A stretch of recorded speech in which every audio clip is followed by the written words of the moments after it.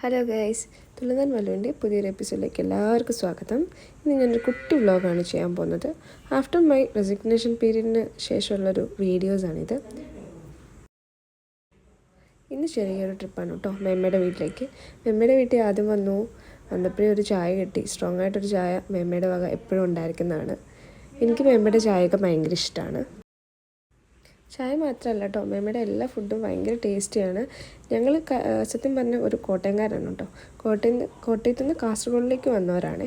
അപ്പോൾ കോട്ടയത്തിൻ്റെ ആ കപ്പയും മീൻകറിയുടെയൊക്കെ ടേസ്റ്റ് ഭയങ്കര നിങ്ങൾക്ക് എല്ലാവർക്കും അറിയാമല്ലോ.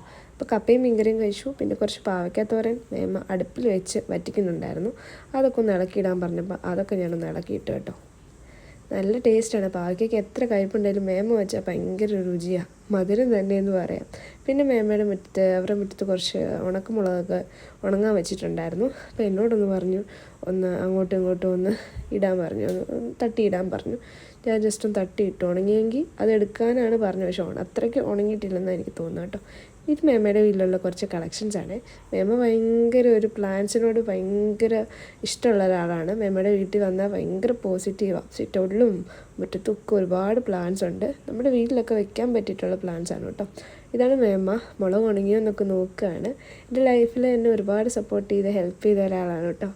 ഇത് മേമ്മയുടെ കുറച്ച് പ്ലാന്റ്സാണ്, വേറെ ഔട്ട്ഡോർ വെച്ചിട്ടുള്ള പ്ലാന്റ്സാണ്. ഭയങ്കര ഭംഗിയാണ്.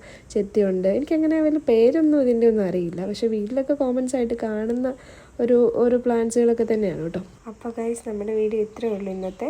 ഇനി നെക്സ്റ്റ് വീഡിയോയിലൂടെ കാണാം കേട്ടോ.